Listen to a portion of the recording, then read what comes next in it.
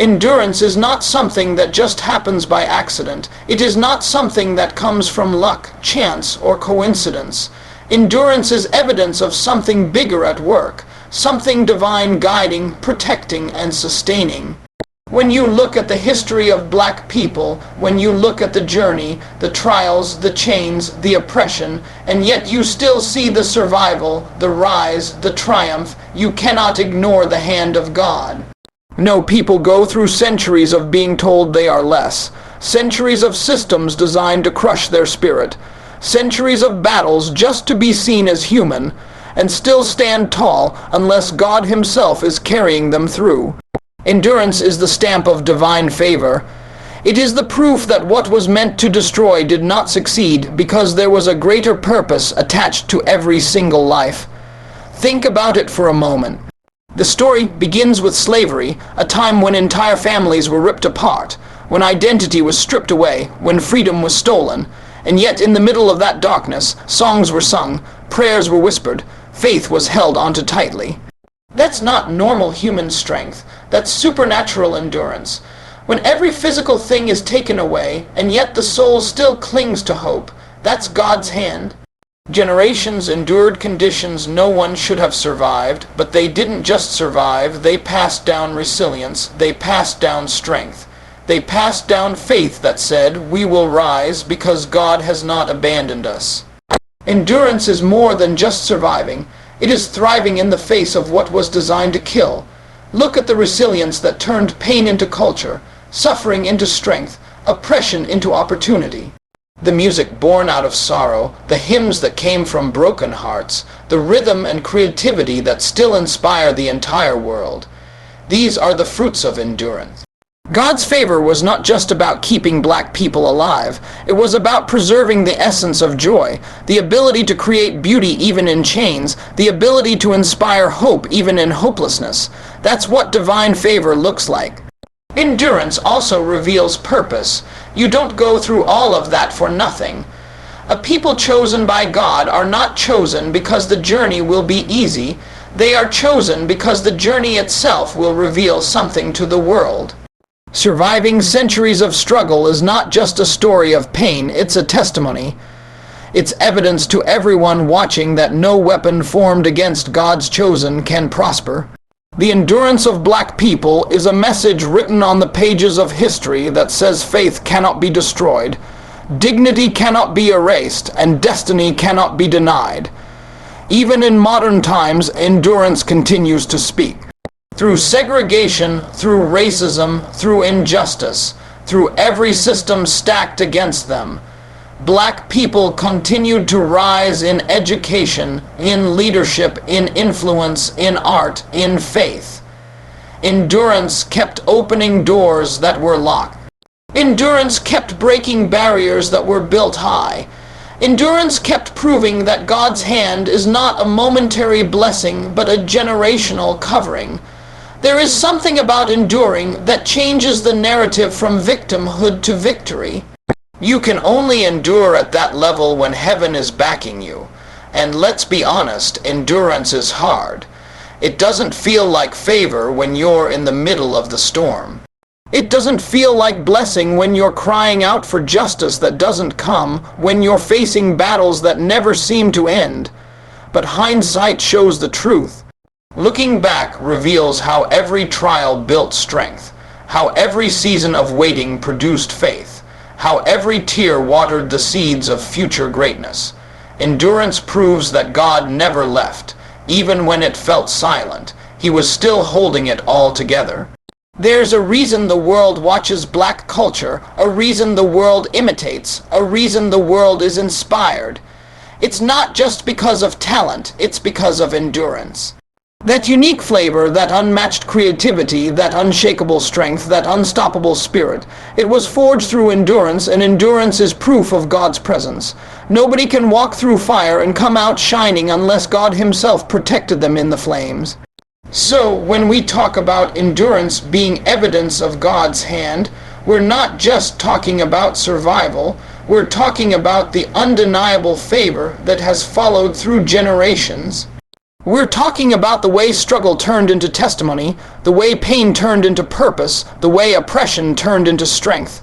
It's the kind of endurance that can only come from being chosen. Because chosen people don't just exist, they overcome. Chosen people don't just live through trials, they rise above them. Chosen people don't just carry scars, they carry stories that inspire the entire world. Faith under pressure is the true test of greatness, because anybody can believe when the skies are clear, when money is flowing, when doors are opening, when life feels easy. But when the storms hit, when the nights get long, when the weight feels too heavy, that's when faith becomes real. Being chosen doesn't mean life comes without storms, it means you are equipped to thrive in the middle of them. It means you can stand tall when the winds are howling. It means you can smile through the tears. It means you can worship even when the walls are closing in. Greatness is not built on comfort, it is built on pressure, and that pressure is what shapes faith into something unbreakable. For Black people, faith under pressure has always been the anchor. From the first ships that crossed the ocean, from the plantations where songs rose up in the night, from the marches where voices echoed for freedom, faith was not optional, it was survival. Faith became the one thing that chains couldn't lock up, that hatred couldn't silence, that injustice couldn't erase. Under pressure, faith became the fuel to keep going, to believe in a tomorrow that was brighter than today, to trust that God had not forgotten even when the world turned its back. That's how greatness was born, not in times of ease, but in times of trial. Pressure has a way of revealing what's really inside. You can't fake faith when life squeezes you. You can't pretend strength when storms rage against you. What comes out under pressure is who you really are. And for chosen people, what comes out is resilience, hope, praise, creativity, and determination.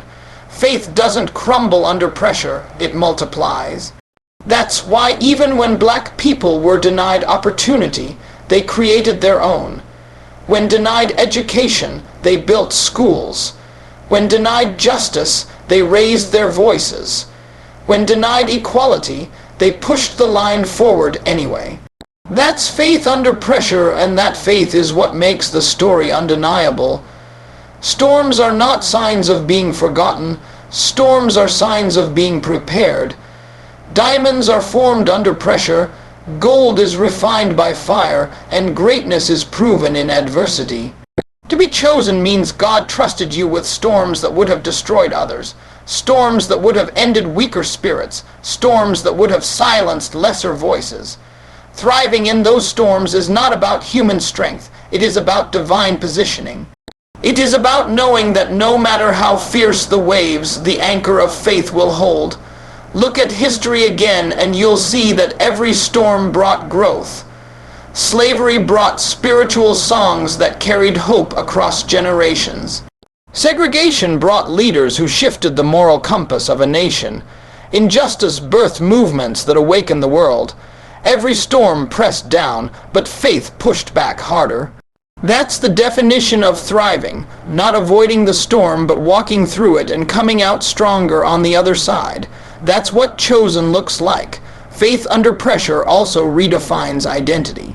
The world can label, can demean, can degrade, but faith whispers a different story. Faith says you are more than the system, more than the stereotype, more than the oppression. Faith says you are chosen, you are worthy, you are destined for greatness.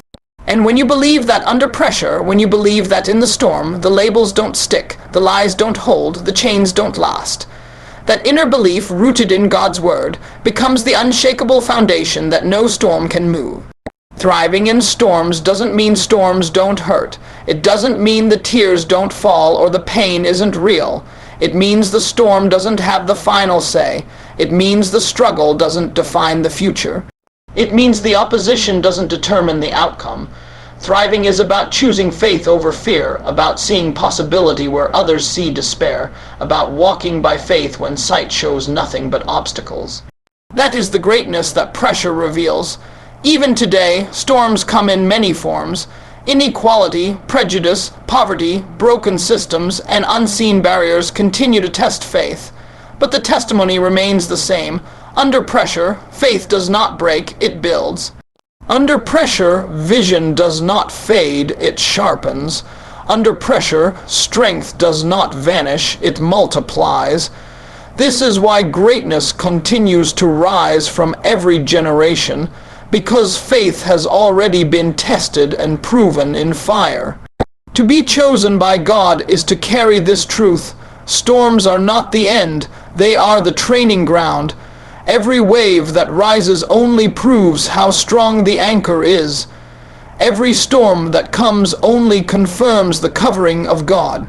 Faith under pressure is not just survival. It is the birthing of leaders, the rising of voices, the creation of culture, the transformation of nations. Greatness is not given lightly. It is forged in the storm, and chosen people are living proof of that reality. Culture is not just something people create for entertainment. It is a reflection of the soul, a reflection of what God has placed deep inside a people. When you look at black culture, at the music, the art, the rhythm, the language, the resilience, you are looking at divine fingerprints.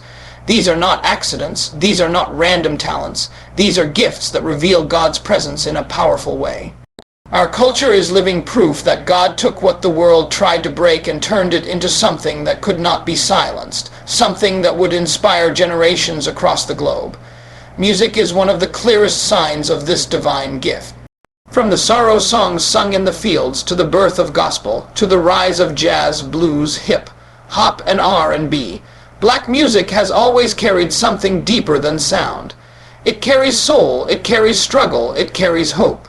It has the ability to lift a broken spirit, to energize a weary body, to inspire a movement. That's not just creativity, that's divine inspiration flowing through a chosen people. God placed rhythm in the bones, melody in the heart, and fire in the voice.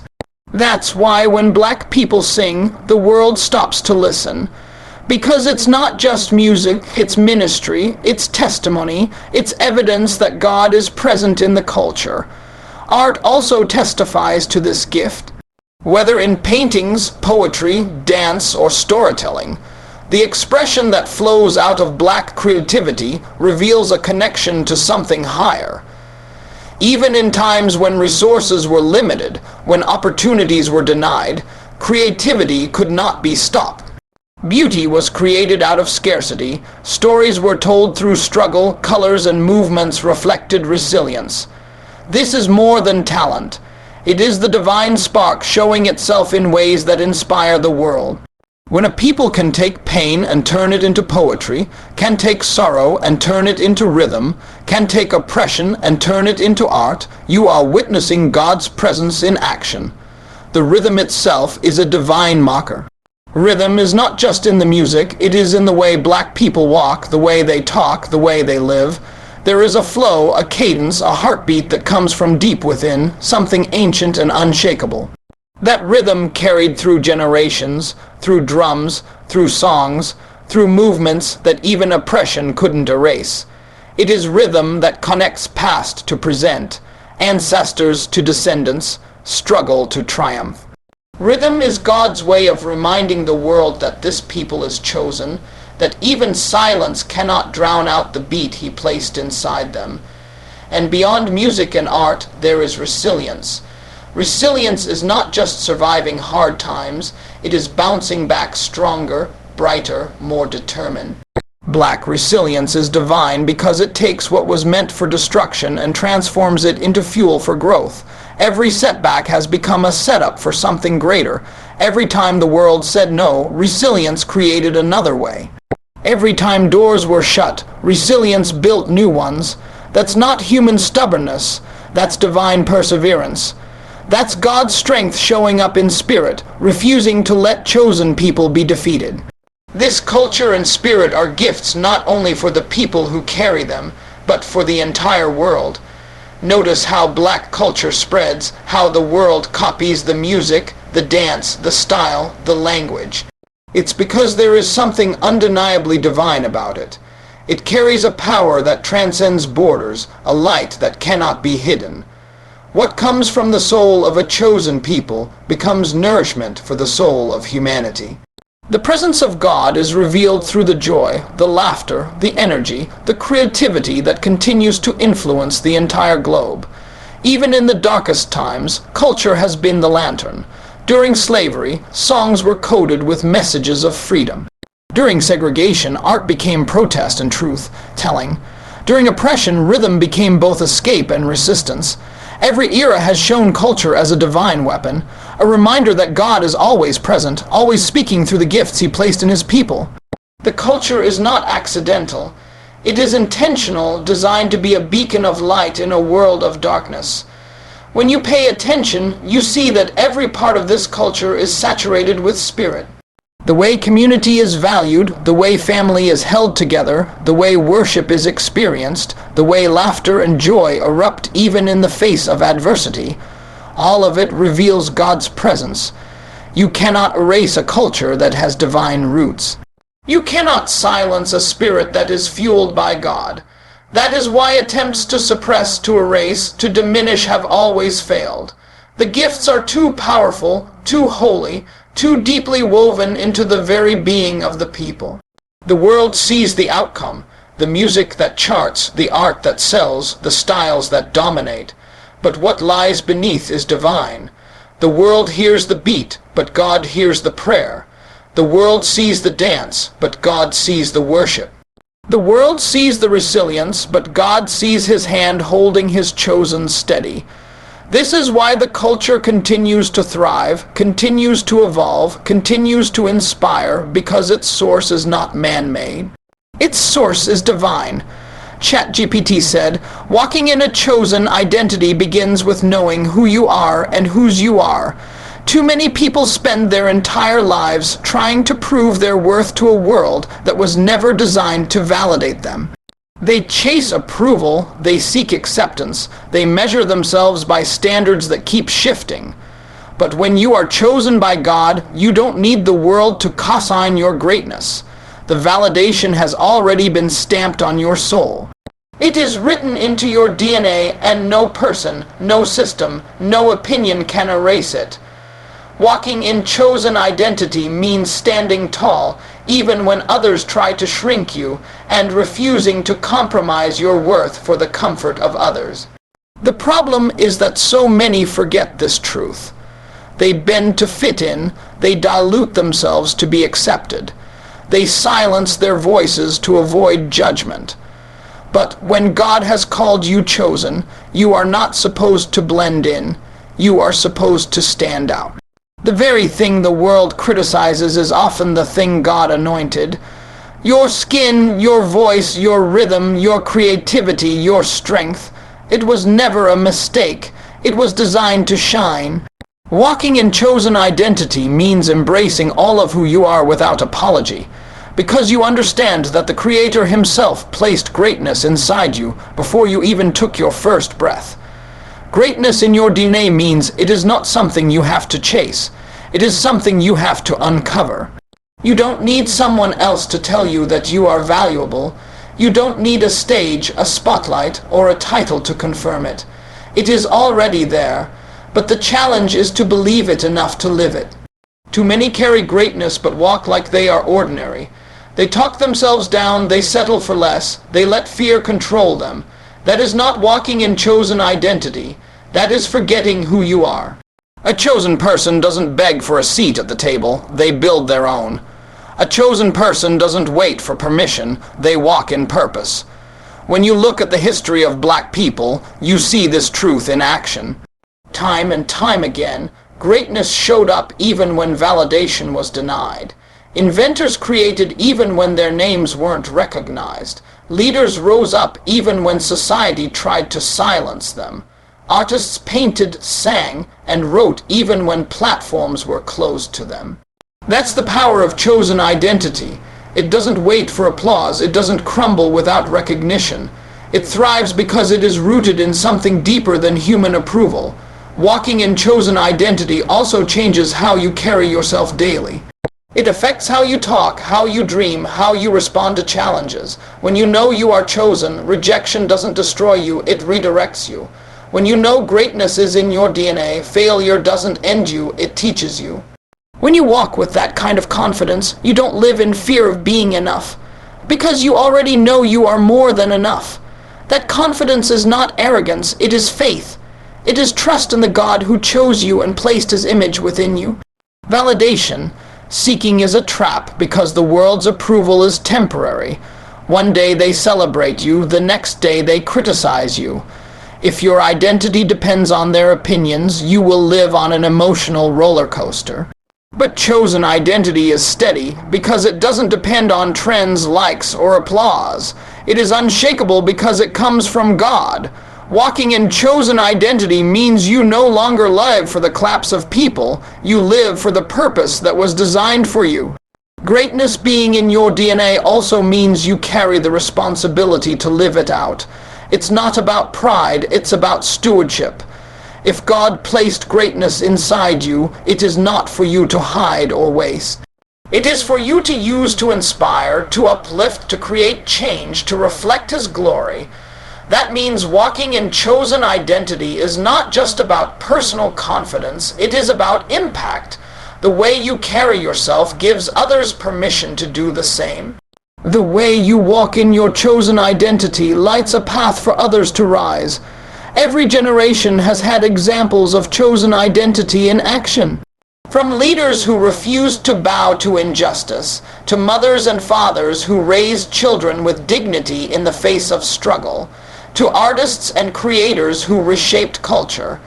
The story is filled with people who walked in their chosen identity. They didn't wait for society to approve, they lived boldly as who they were created to be. That same DNA flows through every descendant, a reminder that greatness is not in the future, it is already present. When you internalize this truth, life changes. You stop competing with others because you know your lane is unique. You stop settling for less because you know your value is higher. You stop hiding your gifts because you know they were meant to shine. Walking in chosen identity allows you to live fully, authentically, powerfully. It frees you from the weight of doubt and the chains of insecurity. It aligns you with the purpose you were designed for and keeps you moving forward no matter what obstacles come your way.